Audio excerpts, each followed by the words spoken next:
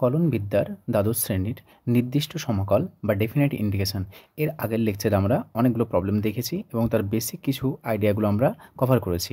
আজকে আমরা অতি সংক্ষিপ্ত উত্তরধর্মীর কতগুলি অঙ্ক নিয়ে আলোচনা করব। প্রবলেম আছে দেখো, নাম্বার 5, 0 to 1 dx আপন √x + 1 - √x এর আমরা ইন্টিগ্রেশন নির্ণয় করব। সো প্রথমে আমরা কী করব, এটাকে আগে ইনডিফিনাইট আকারে করে নাও, তারপরে আমরা শেষে লিমিট বসাবো। সো এখন আমরা লিখে নিচ্ছি, এখন ইন্টিগ্রেশন dx আপন √x + 1 - √x এর আমরা ইন্টিগ্রেশন করব। অনির্দিষ্ট সমাকলন যেভাবে আমরা শিখেছি সেই অনুযায়ী করব। তাহলে দেখো, এখানে আমরা dx আপন √x + 1 - √x আছে। তাহলে একে যদি আমরা ইন্টিগ্রেট করতে চাই, তাহলে দেখো যদি উপরে থাকতো তাহলে সমস্যা হতো না। x⁴n এর আকারে আছে, রুট আছে মানে কত, x⁴n, তার মানে n এর মান আছে আমাদের রুট মানে হাফ, তাহলে এই আকারে আছে। কিন্তু যেহেতু নিচে বসে আছে সেই জন্য আমরা কী করবো, প্রথমে গিয়ে আমরা করণীয় নিরসন করে নেবো। করণীয় নিরসন করার পরে আমরা ইন্টিগ্রেশন করব, কারণ এমনি সরাসরি আমরা ইন্টিগ্রেশন করতে পারছি না। তাহলে প্রথমে করণীয় নিরসন করে দাও। তাহলে √x + 1 মাইনাস চিহ্ন আছে, উপর নিচে আমরা প্লাস চিহ্ন দিয়ে মাল্টিপ্লাই করবো, প্লাস অফ √x, নিচে √ সেখানে আমরা √ কত হবে, x + 1 plus of √x into √x + 1 - √x। শুনুন দেখো, এটা আমাদের a + b × a - b এর ফর্মুলা আছে। So integration √x + 1 plus of √x, নিচে আসছে আমাদের a² plus a² - b²। So x + 1 আসবে মাইনাস অফ x আসবে, √² মানে √ বেরিয়ে আসবে।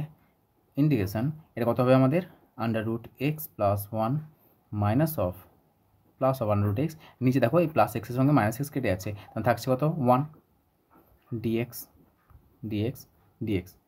সুতরাং আমাদের কত আসছে, নিচে 1 আছে, তার মানে integration √x + 1 plus of √x into dx। দেখো সম্পূর্ণ আমাদের করণীয় উপরে চলে এসেছে, তাহলে আমরা এটাকে কোন আকারে ইন্টিগ্রেশন করবো, x⁴n এর আকারে। সো ইন্টিগ্রেশনগুলো কত হবে আমাদের, integration √x + 1 dx plus of √x dx। তাহলে দেখো √x এক্স ডেরিভেটিভ করবো, সেখানে আমাদের √x মানে কত, √x মানে হচ্ছে x⁴1/2, আর x⁴1/2 এর ইন্টিগ্রেশন করবো আমরা। সো এখানে হচ্ছে x + 1 অ্যাজ ইট ইজ নর্মালভাবে হবে। So x + 1 to the power half plus 1 divided by half plus 1 plus of x to the power half plus 1 divide by half plus 1। একে যেহেতু আমরা নির্দিষ্ট সমাকল বের করবো, সেজন্য আমরা এখানে আর সমাকল ধ্রুবক দিচ্ছি না।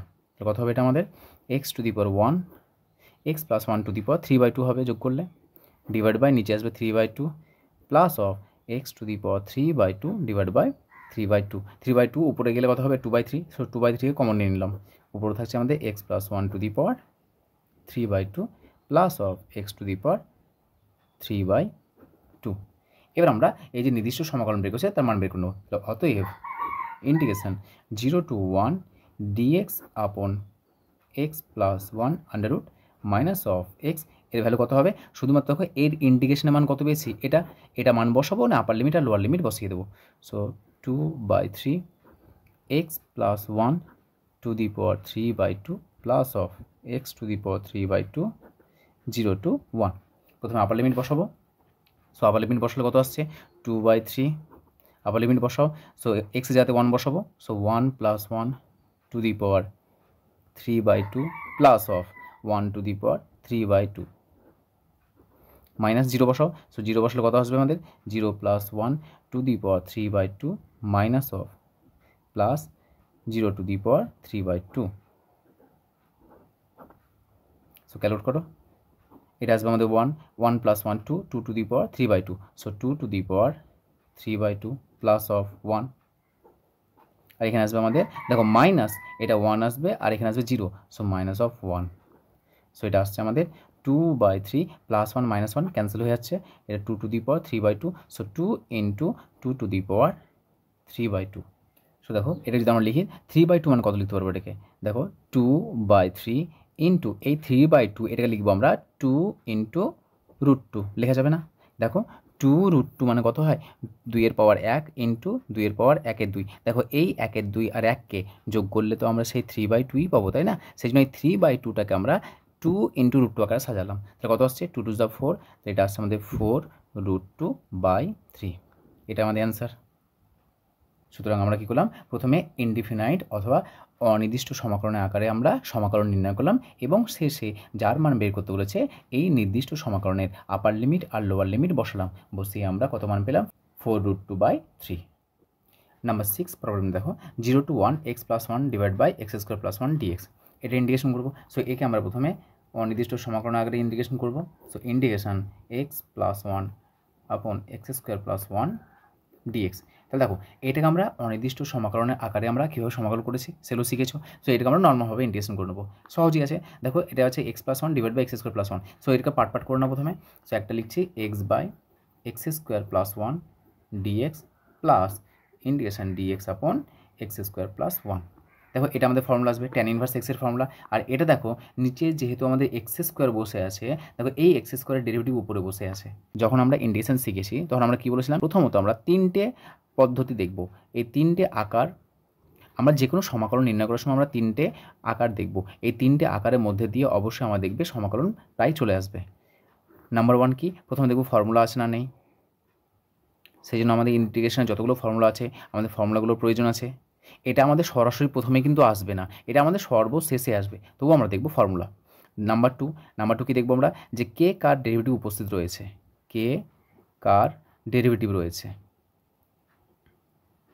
নিচে, অথচ x²। আচ্ছা x² এর ডেরিভেটিভ কত হয়, 2x। কনস্ট্যান্টটা বাদ দাও, x² এর ডেরিভেটিভ হচ্ছে আমাদের কত, 2x। কিন্তু x আসছে এই চলরাশির কথা ভাবো। তাহলে এখানে দেখো আমাদের এই যে x আছে এখানে, তার নিশ্চয় নিচটাকে যদি আমরা জেড ধরি তাহলে তার ডেরিভেটিভ বসেছে উপরে। সুতরাং এটাকে আমরা কী করবো, প্রতিস্থাপন করব। আর এখানে দেখো ডিরেক্ট ফর্মুলা বসে আছে, tan ইনভার্স x এর ফর্মুলা এটা। সো এটা আমরা প্রতিস্থাপন করব।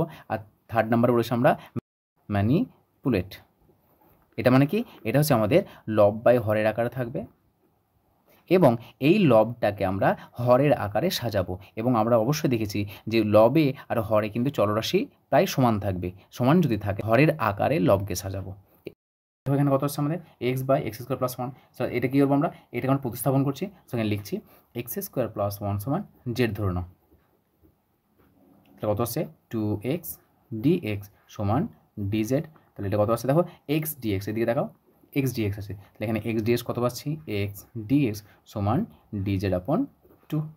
মানটা বসাও এখানে। সো ইন্টিগ্রেশন এই x dx এর মান পাচ্ছি আমরা dz/2, আর নিচে আমরা ধরেছি z প্লাস এটা হচ্ছে tan ইনভার্স x এর formula, tan inverse of x। নিচে 2 আছে, 1/2 হয়ে যাবে। সো 1/2 ইন্টিগ্রেশন dz আপন z plus of tan inverse x। So তখন dz/z কত হয়, এটা ইন্টিগ্রেশনের ফর্মুলা, লগের ফর্মুলা এটা। So 1/2 log of mod z plus tan inverse x। এখানে দেখো জেড, এই জেডের মান কত, এখানে জেডের মান হচ্ছে x² + 1। মানটাকে রিপ্লেস করো। So 1/2 log of x² + 1 plus of tan inverse x। তাহলে এটা আমরা এর ইন্টিগ্রেশন করে পেলাম। তাহলে এখানে আমরা কী করবো, এবার ডেফিনেট ইন্টিগ্রেশন বের করবো, আপার লিমিট আর লোয়ার লিমিট বসাবো।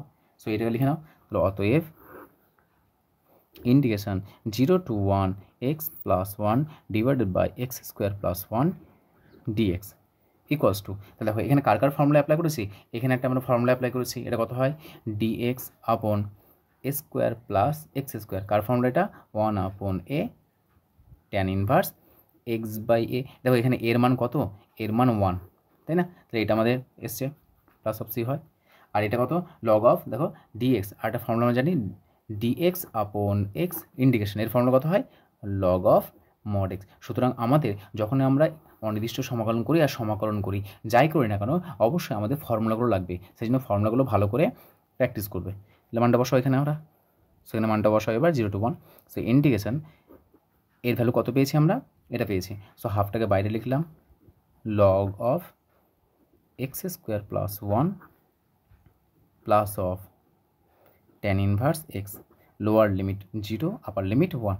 প্রথমে আপার লিমিট বসাও, 1/2 লগ অফ, দেখো 1 বসলে কত হবে, 1² + 1 plus of tan inverse, upper limit বসাও 1, যেখানে যেখানে x আছে সেখানে বসাবো, মাইনাস লগ অফ 0², এখানে 0 বসলে 0 + 1 মানে শুধুমাত্র 1 থাকছে, plus of tan inverse x এর মান 0। So equals to 1/2